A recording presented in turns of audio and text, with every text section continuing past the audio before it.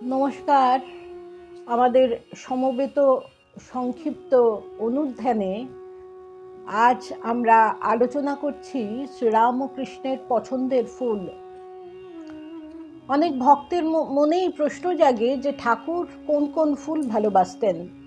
ভক্ত মহলে শোনা যায় শ্রীরামকৃষ্ণের পছন্দের ফুল ছিল চাঁপা। অনেক ধরনের চাঁপা আছে, তবে সাধারণভাবে চাঁপা বলতে বোঝায় স্বর্ণ চাঁপাকে। কথামৃতে কাশীপুর বাগানের একটি দৃশ্যের কথা বর্ণনা করা হয়েছে। শ্রীরামকৃষ্ণ শয্যায় উপবিষ্ট, সম্মুখে পুষ্পপাত্রে ফুল চন্দন আনিয়া দেওয়া হইয়াছে। ঠাকুর আপনাকেই পূজা করিতেছিলেন। কিছুক্ষণ পরে প্রসন্ন হইয়া মনমোহনকে নির্মাল্য প্রদান করিলেন ও মণিকে একটি চম্পক দিলেন। শ্রীরামকৃষ্ণের জন্ম উৎসবের বর্ণনায় রামচন্দ্র দত্ত জানিয়েছেন, সেই সময় ঠাকুরকে মনের সাধে সাজানো হইত। জনৈক ভক্ত তাহার বস্ত্রখানি চাঁপা ফুলের রং করিয়া দিতেন। পুঁথিকার বলেছেন, সুন্দর চাঁপার বর্ণে ছোবানো সেখানি। 1883 সালের জন্মোৎসবে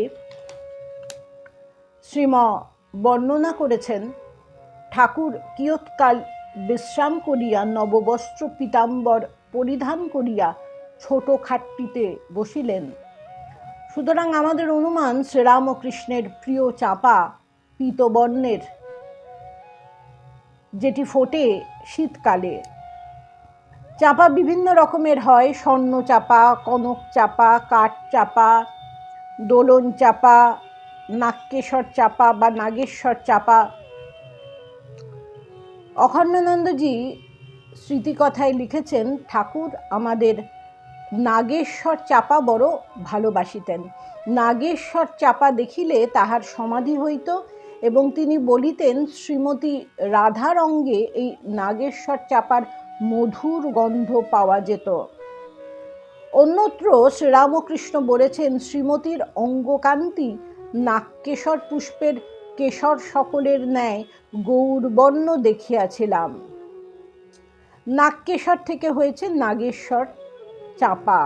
কেশরগুলি ফুলের কেন্দ্রে সংলগ্ন হয়ে থাকে বলেই হয়তো এর নাম নাগকেশর।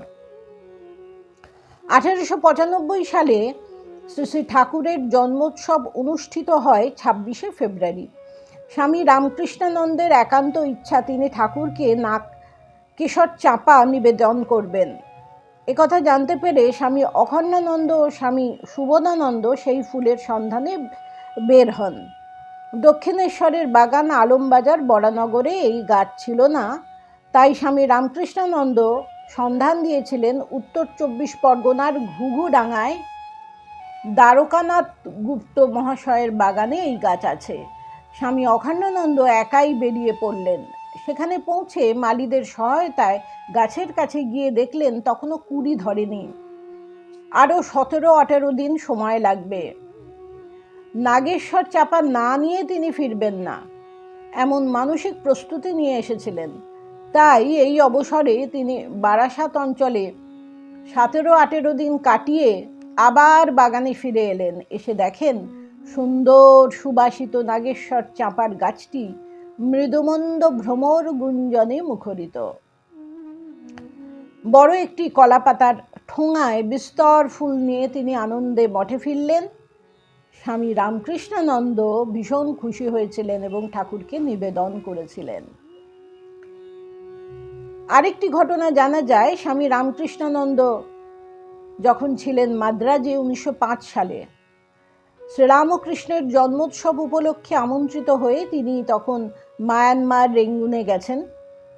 সেখানে তিনি সন্ধান পান নাগেশ্বর চাঁপার। 3-4 মাইল পথ হেঁটে তিনি সেগুলি সংগ্রহ করে যখন পথশ্রমে ক্লান্ত হয়ে ফিরছেন, এক মুহূর্তের মধ্যে সব ক্লান্তি দূর হয়ে গেল এই ভেবে যে তিনি ঠাকুরের প্রিয় ফুল তাকে নিবেদন করবেন।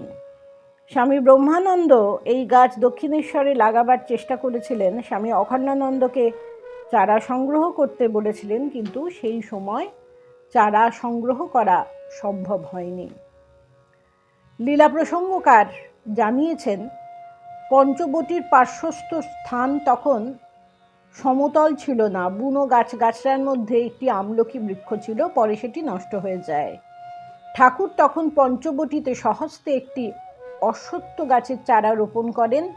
হৃদয় রোপণ করেন বট, অশোক, বেল ও আমলকি।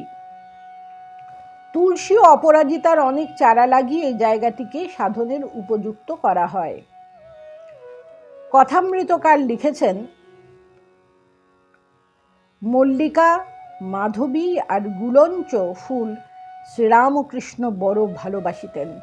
মাধবীলতা শ্রী বৃন্দাবন ধাম হইতে আনিয়া তিনি পুঁতিয়া দিয়াছিলেন। দ্বাদশ শিবলিঙ্গের পশ্চিম গায়ে বরাবর শ্বেতকরবী, রক্তকরবী, গোলাপ, জুই, বেল প্রভৃতি বৃক্ষ ছিল। পরমহংসদেবের ঘরের পাশে দু একটি কৃষ্ণচূড়া, বেল, জুই, গন্ধরাজ, গোলাপ, মল্লিকা, জবা, শ্বেতকরবী, রক্তকরবীর বৃক্ষ ছিল। আলমবাজার মঠের শেষ ভাগে স্বামী বিরজানন্দ শশী মহারাজকে ঠাকুর ঘরের কাজে সাহায্য করতেন। তিনি দুপুরে খাওয়া দাওয়ার পর দক্ষিণেশ্বর ঠাকুরবাড়িতে বাগান থেকে জুঁই ফুলের ফুটন্ত কুড়ি তুলে এনে ঠাকুরের জন্য মোটা গোড়ের মালা গেঁথেছিলেন।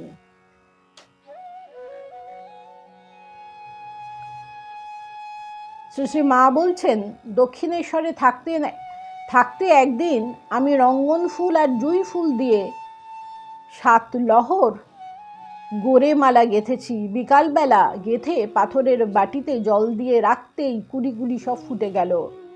মাকে পরাতে পাঠিয়ে দিলুম। গয়না খুলে মাকে ফুলের মালা পরানো হয়েছিল। এমন সময় ঠাকুর মাকে দেখতে গিয়েছেন, দেখে একেবারে বিভোর।